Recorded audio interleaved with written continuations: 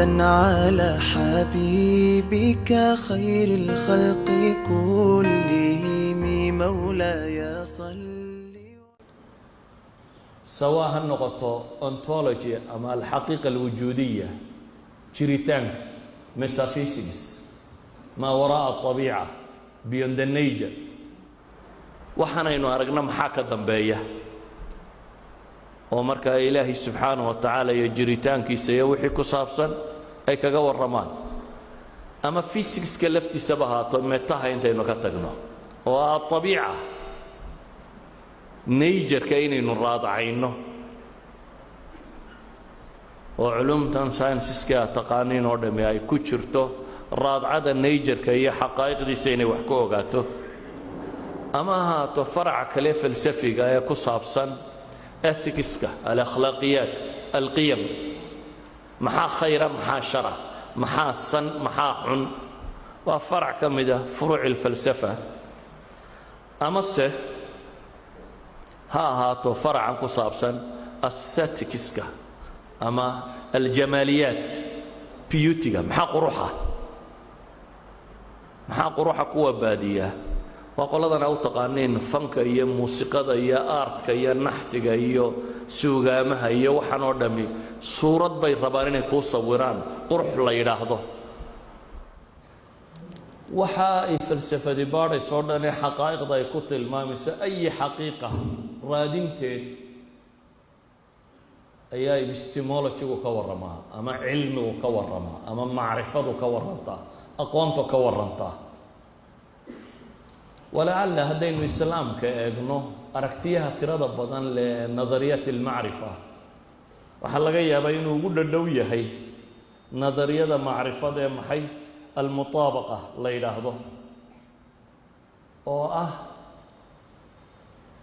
وقولك أما تصورك يعني صورينك أما وين وافقسا واقع حقيقة وافقسا أي علمية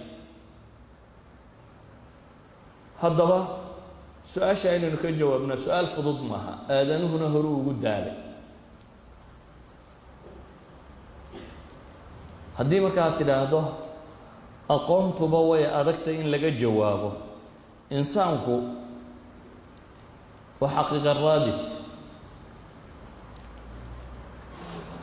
سؤال شيء سويدين تلي كد الدوي ملا وحويان سيدي أقول له هلي كرا أما محام مراجع مسادر هل كي أقوم تأجرتال لغا الرادعية أما كيف نتعلم إنه مركا الرادعينه أقوم إنه مسترنا لهذي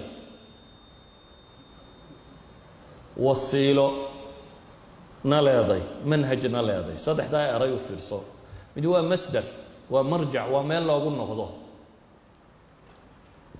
كمسلمين هان وحل الرميسي مصدر العلم إنه يهي الكون والوحي يونيفرس كان يكون والله دمانتي إيا وحيقة والله هذا سواء محي من هو خلق الله أو مفعولاته إلهي وحي وأبو ري وسميي برشاديسة مدينة وحويان وحيجي حق الرب كيمي أقوام هي الرب صادري لبدا الشيء ومرجع في الشريعة للرميسيين ويهي محي أقوام تماشى لقرات عيو وإحنا ووصايل آلات كلو أديك صدا أقوام تبادي دوب كده والحس والعقل الحس والعقل دقا هي عندها هي وحن حسك حواس الله يقانو إيوه مانك أما قراتك أما عقلك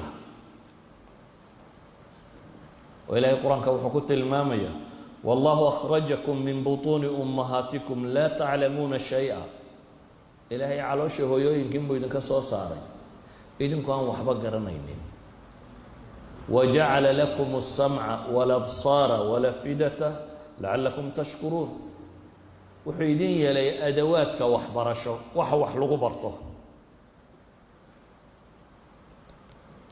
سيدا أوجد wax kasta oo daliil looga helo qadiya kowniya ama daliil looga helo waxyiga samada ka yimi waa macrifa ama waa cilmi aynu odhan karnaa. haddii labadaa daliil looga waayana waa khuraafa.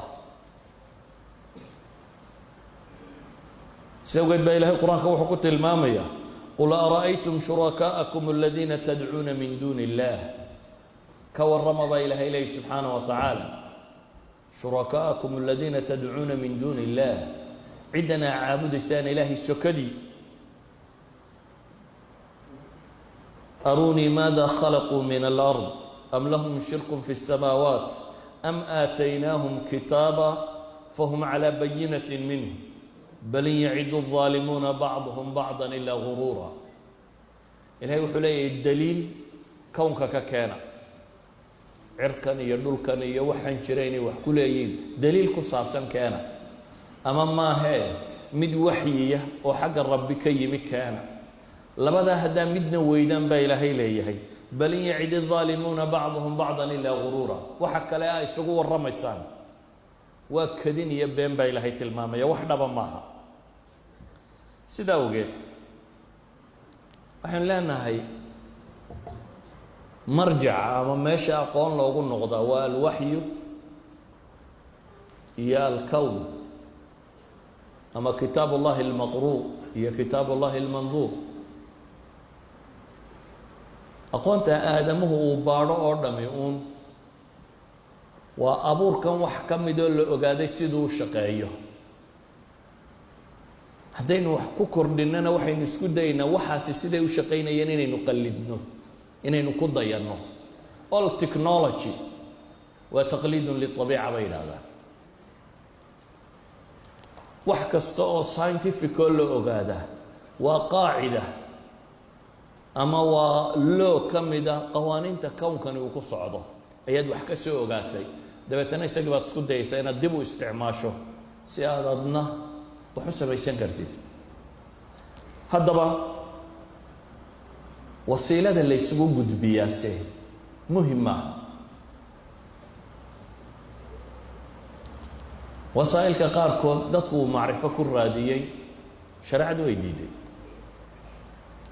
faalka iyo sixirka iyo riyooyinka waxa iska aan adilo dhaba ahayn ma aha adilo kownka cilmiga yaalla ama kitaabka cilmiga ku jira wax ka keena.